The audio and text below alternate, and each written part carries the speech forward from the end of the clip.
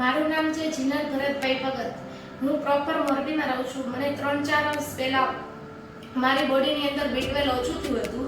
એના લીધે મેં ગોકુળ હોસ્પિટલમાં હું ગઈ હતી. ત્યારે મને 3-4 ઇન્જેક્શન આપ્યા હતા અને ચોથું મેં ઇન્જેક્શન લીધું ત્યાં મને ગરમી થઈ. ગરમીના લીધે મને કમળો થયો અને પછી મેં મારી બોડીની અંદર મને પછી એન્ઝાઇમ સિન્ડ્રોમ નામનું ઇન્ફેક્શન થયું. ઇન્ફેક્શનના લીધે મને આખા બોડીમાં બ્લેક દાગ થયા અને ફેસને સાવ તમે જોઈ ના શકો બ્લેક હતું અને નામુમકિન હતું કે મારા દાગ ફેસમાંથી જાય એવું.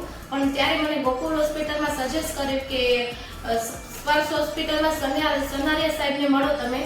તો અમે તાત્કાલિક તે દિવસે અહીંયા આવ્યા અને ત્યારે મેં 2 અઠવાડિયામાં મને તરત રિઝલ્ટ મળ્યું અને બહુ જ સારું છે સ્પર્શ હોસ્પિટલનું કામ અને સનારિયા સાહેબ અને પ્લસમાં સ્ટાફનું પણ બહુ સારું છે. બધાનો નેચર બી બહુ સારો છે. Apple hospital Morbi.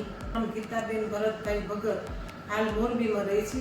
મારે કેટલા વર્ષ પહેલા 15-20 વર્ષ પહેલા મારે અવારનવાર પગમાં કપાસી થતી ત્યારે મેં 2 વર્ષ પહેલા 3 વર્ષ પહેલા નાની મોટી બધી કપાસી સનાળિયા સાહેબ પાસે મેં કઢાવી. બહુ રિઝલ્ટ સારું આવ્યું. એક તો મોટી કપાસી હતી એ તો મને એમ કે નીકળશે કે નહીં નીકળે, પણ સનાળિયા સાહેબને બતાવી. સનાળિયા સાહેબ કહી દીધું કે ઓપરેશન થઈને થઈ જ જશે.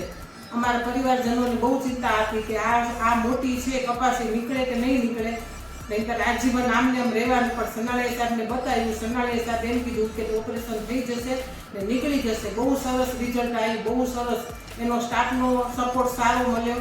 બહુ જ મળાવડા છે બધા.